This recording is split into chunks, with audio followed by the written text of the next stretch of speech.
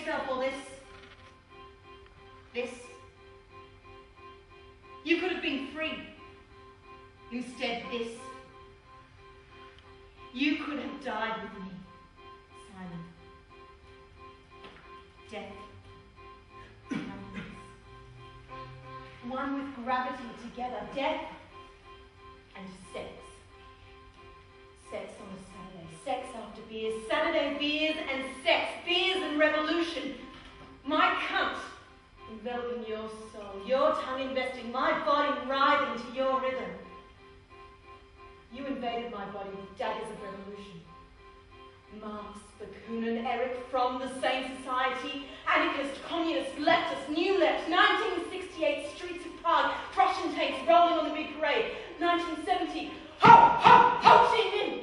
Liberation flag draped across your wall, our living room wall, us, custodians of the future, planning, plotting, working, 1971, remember? Remember the streets? Springbok demonstrations, town parades, remember? Simon, remember me. You never forgot the radical girl. Black painted faces, the solidarity parade, the revolution would be ours. New politics, new sex, for old dreams. Dreams, Eva? Dreams don't bleed. Silhouettes. In the back of my head. Silhouettes. Occasional faces. Words. The colour of faces and hair. Clothing. Shapes. Momentary shapes. Moving. Chanting. And me? Eva? Eva. Dearest Eva, when did it all die? We were arrested together. Together we were caught in the act of revolution. Delusion. Was that it? Delusion? Our lives as weapons, breaking through the chains of culture, of our parents, capitalism, religion, patriarchy, racism, colonialism, and all the other negative fucking isms you can think of. Weapons. Weapons. You and I. Weapons. We use them on us, we use them on each other. We watched each other fuck. Not out of voyeuristic need, but to test us, to determine our break from bourgeois sentimentalism, bourgeois jealousy, individualism, egoism. And we watched each other writhing in the class of others. I watched you come on the face of my sisters, a revolutionary act, as you watched me scream ecstatic in another. Our private worlds exposed, put on a plate to be dissected by the euphoric ideology, dreamed in utopia, abandoned in the streets of Prague. We watched each other watching, curious, sad, and inspired as we abandoned each other, betrayed each other's flesh, each other's hold, binding. How else could the revolution happen if the personal was not political? If the private act betrayed private timidity and bound down to the dictates of past moralities? Private and personal attachments to centuries-old cloying fragments of enslavement to the devil gods, inflicting psychic guilt to control the fragile egos of dependent being. So you watched, and I watched. Our loathing concealed within language of abandonment. Ideology unbound. Newness and revolution. It was loathing. Drink, fuck, masturbate, be merry or path of bread, remember?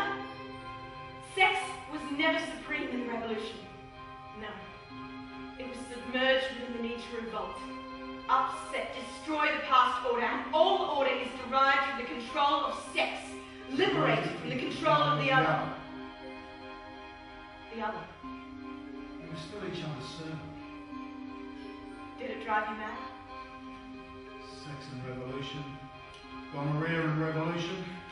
It was kind of wonderful though, wasn't it? What, gonorrhea? No! The whole notion of creating from scratch a society based on love.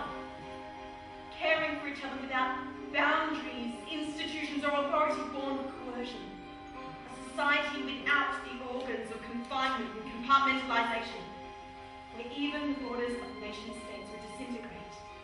And you and I would only come together as equals, partners in creation. I abandoned you. You abandoned me. And our dreams. Our revolution. Visions, delusions. Just as demented as the idea of a second coming. No, not as demented. It died, Eva. It died before you did. It died before Star Wars was the new religion. Yes. But even now, you can't completely kill me, can you? I'm still here. Still here. Because you broke the pact. I think I have thought about that every day ever since. The pact. 40 years. Even now, there's still time. Look around. Nothing has changed. The insane ones are thriving, shitting on humanity, creating gods, new gods out of old gods, moulding the ancient god of grubby ambition, pious cocks who kill for the gullible, hopeless ones. The angels of humanity receding as sunlight emerges from the caves, enslaving our fabricated souls, our spirits, our bodies and emotions.